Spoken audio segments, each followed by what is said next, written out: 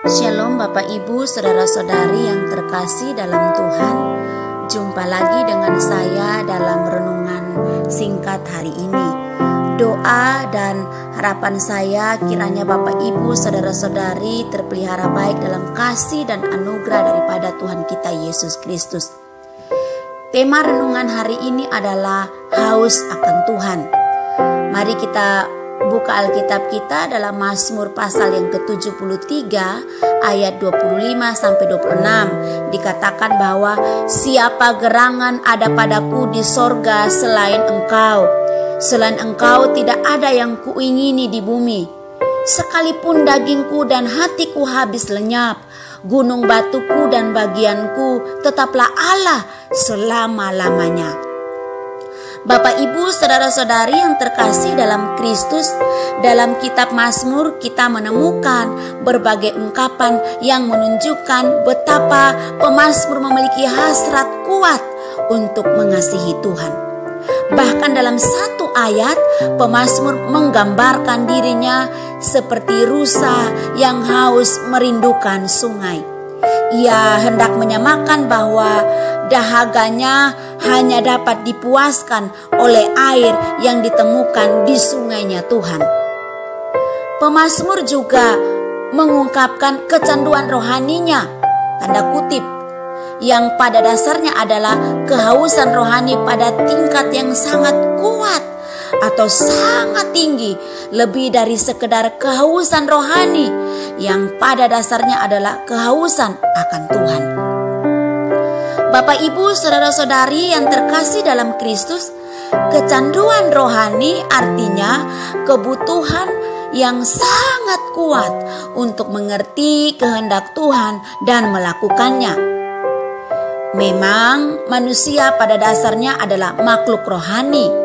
Manusia memiliki kehausan terhadap kegiatan rohani seperti beragama, mencari sesuatu yang bersifat supranatural, pemujaan dan penyembahan kepada satu objek, dan berbagai ritual lainnya. Itu adalah bagian dari ungkapan manusia dalam kecanduan rohaninya. Namun sering terjadi kerancuan antara kehausan terhadap kegiatan rohani dan kehausan akan Tuhan. Orang-orang yang haus terhadap kegiatan rohani belum tentu haus akan Tuhan. Sebab dengan melakukan hal-hal rohani, mereka berharap mendapat perlindungan, pemeliharaan, berkat baik di dunia ini maupun di kekekalan nantinya. Jadi tidaklah heran bila banyak orang memiliki kehausan terhadap kegiatan rohani seperti itu, tetapi tidak haus akan Tuhan. Orang yang tidak mengenal kebenaran bisa mengalami kecanduan akan kegiatan rohani seperti itu, tetapi tidak dapat memiliki kecanduan rohani yang benar kepada Tuhan. Ini karena mereka belum terbebas dari belenggu yang mengikat mereka, yang hanya dapat dibebaskan oleh kebenaran.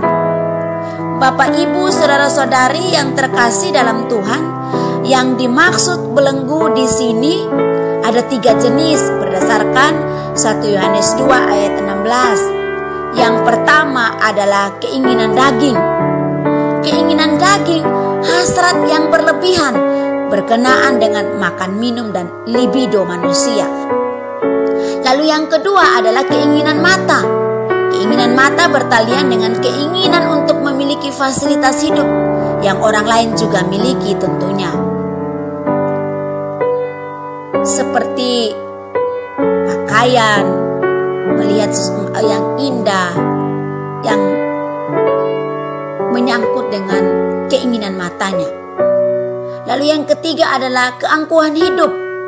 Keangkuhan hidup biasanya bertalian dengan kehormatan, kebanggaan, penghargaan atau atas sesuatu yang membuat dirinya merasa bernilai atau berharga.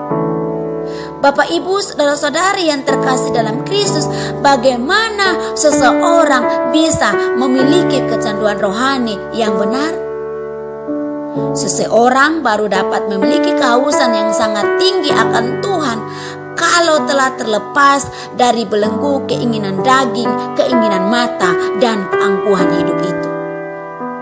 Karena itu Bapak Ibu saudara-saudari yang terkasih dalam Kristus, kehausan yang benar menggerakkan diri kita akan mempertaruhkan apapun demi mengerti kehendak Tuhan dan melakukan kehendaknya dalam hidup kita. Mari kita selidiki hati kita masing-masing. Sudahkah kita memiliki kecanduan rohani yang benar, atau masihkah itu pada tataran kecanduan terhadap kegiatan rohani saja? Kecanduan rohani tentunya harus kita miliki. Kecanduan rohani yang benar. Kecanduan rohani di mana kita menginginkan mengerti kehendak Tuhan. Responnya adalah kita juga melakukan kegiatan rohani yang tentunya berkenaan juga dengan kehendak Tuhan. Mari kita seimbang dalam menjalani hari-hari hidup kita. Kiranya Roh Kudus memampukan kita untuk mampu melakukan dalam kehidupan kita hari lepas hari. Tuhan berkati. Mari kita berdoa.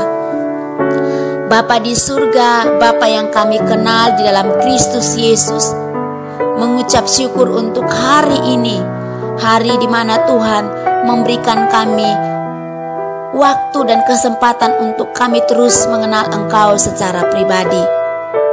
Biarlah renungan singkat yang kami dengar, kami renungkan, kami dimampukan untuk dapat melakukannya dalam hidup kami.